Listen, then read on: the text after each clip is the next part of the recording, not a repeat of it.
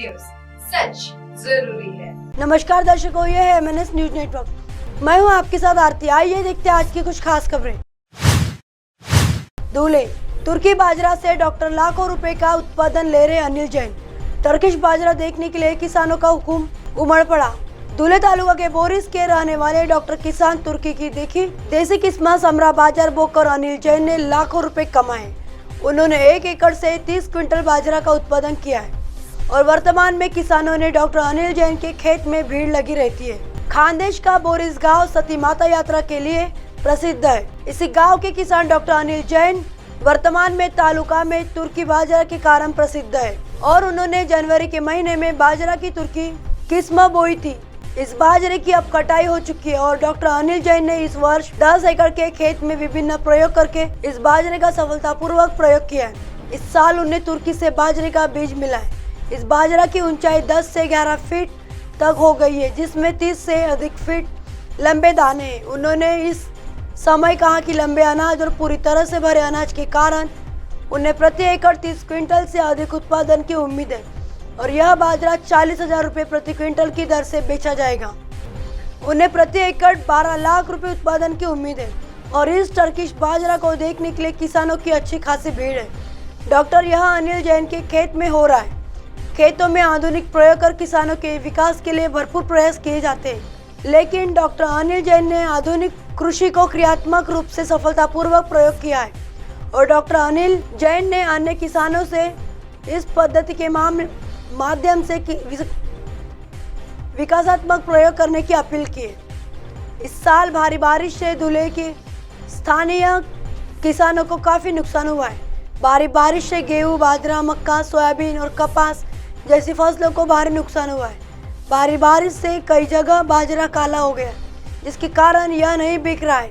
किसान आर्थिक संकट जूझ रहे हैं। उत्तर महाराष्ट्र में मानसूनी बाजरा के उत्पादन में कमी के कारण वर्तमान में महाराष्ट्र में बिक्री के लिए राजस्थान, गुजरात, हरियाणा, मध्य प्रदेश, मोराने, उत्तर प्रदेश आदि से बाजरा आ रहा है।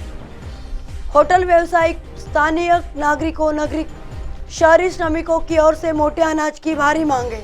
यह बाजरा इस समय 2,700 रुपये तक के भाव में बिक रहा है। आइए देखते हैं अगली खबर की तरफ। नंदुरबार बढ़ते तापमान के चलते शीतल पेय की दुकानों पर लोगों की भीड़ उमड़ रही है। उच्च अधिकतम तापमान, आर्द्रता और गर्म हवा के कारण पूरे खानदेश के कुछ गर्मी महसूस की जाती है, क्योंकि अगले 2-3 दिनों तक अधिकतम तापमान में वृद्धि जारी रहेगी। ऐसे में नंदुरबार सहित हर जगह अगले 2-3 दिनों तक लू चलने की संभावना है। कल रविवार, आज शाम और आज भी सुबह 11 बजे नंदुरबार जिले में तापमान 40 से 42 डिग्री सेल्सियस के बीच रिकॉर्ड किया गया है। बढ़ते तापमान के कारण लोग ठंडे पेय पदार्थों की आकर्षित हो रहे। गर्मी से कुछ राहत पाने के लिए कोल्ड ड्रिंक की दुकानें पर बड़ी संख्या में नागरिक नजर आ रहे। शीतल पेय की दुकानों पर जूस, गन्ने का रस, कोल्ड ड्रिंक पीने के लिए नागरिकों को भारी भीड़ देखी जा रही है। बढ़ती गर्मी के कारण जूस बेचने वाले को कारोबार काफ़ी बढ़ गया और शीतल पेय बेचने वालों का रोजगार बढ़ गया। पिछले वर्ष की तुलना में इस वर्ष अधिक तापमान के कारण सड़कें सूखे के संकेत दे रही है। आइए देखते हैं अगली खबर की तरफ। नागपुर अकोला में हुए दंगों को लेकर नागपुर पुलिस अलर्ट मोड पर है। नागपुर के पुलिस आयुक्त अमितेश कुमार ने जानकारी दी है कि ANC अकोला में हुए दंगों के मद्देनजर नागपुर पुलिस भी अलर्ट मोड पर है। पुलिस आयुक्त ने कहा कि शहर के सभी थानों के स्तर पर कुछ एहतियाती उपाय किए जा रहे हैं और पुलिस सोशल मीडिया पर नजर रख रही है। सोशल मीडिया पर अगर कोई आपत्तिजनक मैसेज दिखता है तो उसे तुरंत डिलीट कर दिया जा रहा है।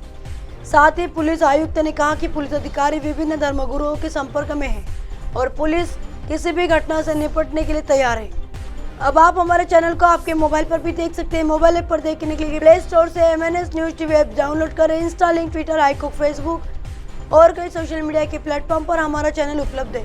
आप इसे यूट्यूब पर भी देख सकते हैं। आप हमारे चैनल को लाइव भी देख सकते हैं www.mnsnewstv.com पर। फिलहाल वक्त तो चलो दर्शकों ब्रेक से लौटने के बाद देखिएगा देश और दुनिया की तमाम खबरें। बने रहिए MNS न्यूज पर। नमस्कार।